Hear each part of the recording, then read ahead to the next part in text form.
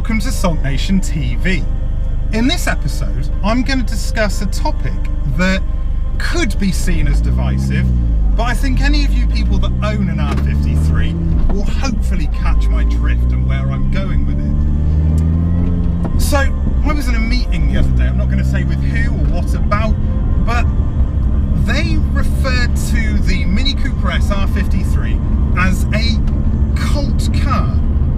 Now, initially, I didn't really think that much on it. I kind of just went, yeah, probably. And then I let it sort of fester in my mind for longer and thought, no, that's a crock of rubbish.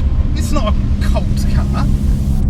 It's really not a cult car. And then I thought, let's go for a drive and do a video on it. And welcome to that video. So first off, before we get to the confirmation as to whether the Mini Cooper S R53 is a cult car or not, I think we've got to discuss what a cult car is. What I think a cult car is. Let's go high end first. So I would say, as I build up some speed on here, I would say that a Porsche 911 from the late 70s, early 80s, that's a cult car. That's the definition of a high-end cult car. If we bring it to the 90s, let's say, Ford Escort Cosworth or the Sierra Cosworth, those are both cult cars. Even cars that, you know, would have been around at the same time as the R53. So let's say 2005, because my R53 is a 2005 model. The Subaru WRX STI, or the Subaru Forester STI, which, you know, a lot of them are imported. They're cult cars, or at least they have a claim to be a cult car, more than this.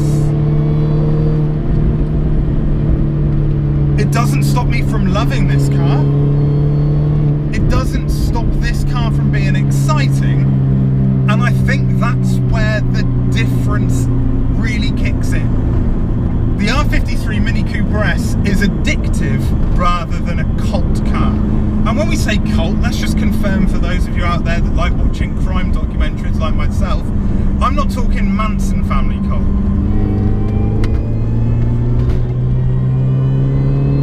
That was naughty. I'm talking a cult following. And what is a cult following? Well, it's a group of people that have the same idea and feelings about a specific subject. So you could argue the R53 is a cult car based just purely on that. And, you know, I mean, look on Facebook, on the Facebook, go and check out the R53 Owners Club. You know, I think they've got over 10,000 likes, followers, whatever you want to call them. So there's definitely a market for the R53 to be a cult car.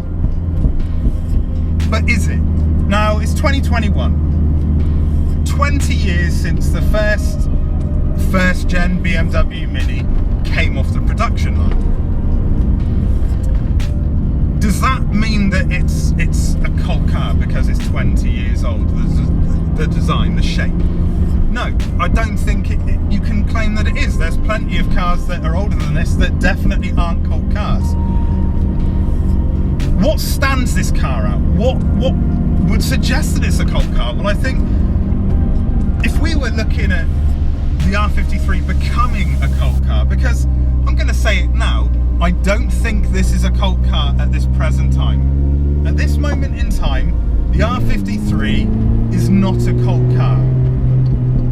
But in the future, it may very well be a cult car.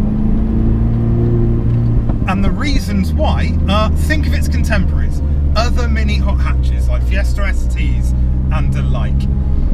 What really stands this car out in comparison to those cars? It's supercharged. No other car of this size and hitting the market that this hit is supercharged. They're either naturally aspirated or turbocharged. So in 2002 up to 2006, with these cars being supercharged, that stood them out. That definitely suggests that it could become a cult classic. It could become a cult car.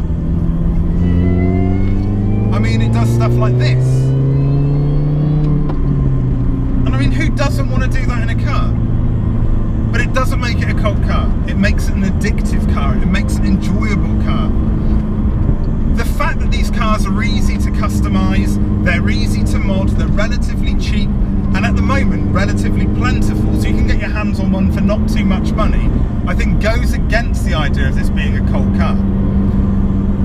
In a few years, it could definitely be a cult car. It really could. But it could also not make it as a cult car. I think it's got the looks to become a cult car. I think it's got the engine being supercharged to make it a cult car. I think it's got its own little gremlins and its little sillinesses and intricacies that could potentially make it a cult car, but it isn't a cult car yet. That's what I think. I don't think this is a cult car. It's not an Escort or Sierra Cosworth.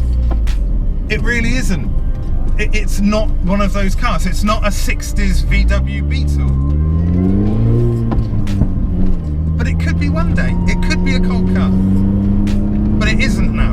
And the more that come off the road today, that are, you know, broken for parts and stuff, I don't even think that really confirms that this will become a cult car, because just because numbers are dwindling doesn't mean that it will be a cult car. There's still a lot of them, they're still cheap to get parts for, and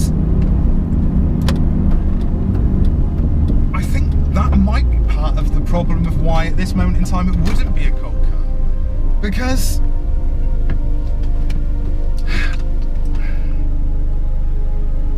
a lot of people have them, a lot of people break them.